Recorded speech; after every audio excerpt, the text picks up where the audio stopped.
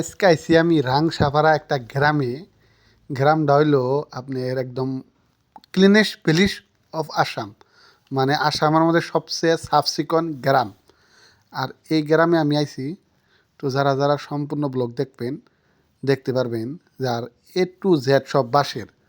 তাই আমি MD Rafi YouTube চ্যানেলে দেখামু যে বাঁশ দিয়ে কীরকম করে কি কি বানাইছে সম্পূর্ণ দেখতে পারবেন। একটা টাইমে যেমন 90 সনের টাইমে মানুষের সুনের ঘোরা চাল বা রেস্টুরেন্টে গেলে সুনের মানে আপনার পাওয়া যায়, বহার যেটা জায়গা উপরে সুনের থাকে, সেই ধরনের মানে আগের কিছু কিছু কালচার রাখিয়ে গেছে এই জায়গায়।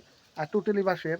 তাই যারা যারা দেখতেছেন পারলে শেয়ার করে বেলেগকে দেখা দিবেন, যারা যারা ফলো করেন ফলো করে নেবেন, যারা যারা সাবস্ক্রাইব করেন না ইউটিউব চ্যানেল সাবস্ক্রাইব। এই যে দেখতেছেন এটা একদম সম্পূর্ণ বাঁশ দিয়ে বানানো।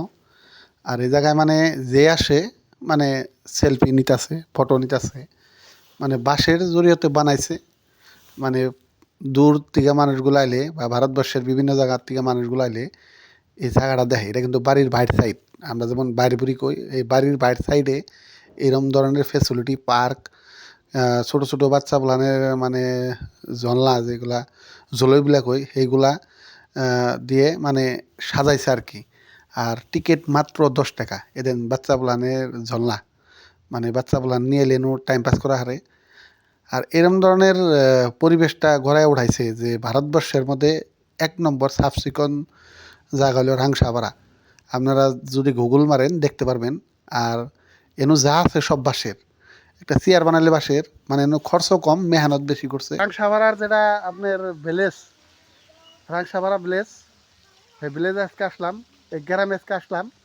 তো আমি দেখাইলাম, দেখেন কত ক্লিন করে একদম কত ভালো করে সাজিয়ে রাখছে, মানে মানুষের আসে সময়টা পার করতে পারে। মানে এই জায়গায় পারলে একবার আইসা নিজে দেখে যাবেন। তাই আমি এমডি রফি ইউটিউব চ্যানেলের মাধ্যমে আপনাদেরকে দেখাইতেছি, সম্পূর্ণ ব্লগটা দেখবেন আর সাবস্ক্রাইব করে নেবেন। আর বেল আইকনটা দাবিয়ে নেবেন যাতে সকাল 7টা বাজে যখনই আমি ব্লগটা দিই আপনি নোটিফিকেশন পান, আর আপনি জানি ফার্স্ট টাইম ব্লগটা দেখে নিতে পারেন। দেখেন বাঁশের পুল, মানে বাঁশের ব্রিজ, আমরা সাধারণত হাকইগুলা কই, মানে বাড়ির বাইর সাইডে এইরকম ডিজাইন করে বানাইছে যে মানুষ আসলে যাতে এইগুলোর মধ্যে উঠে ঘুরে বয়ে থাকে, টাইম পাস করে।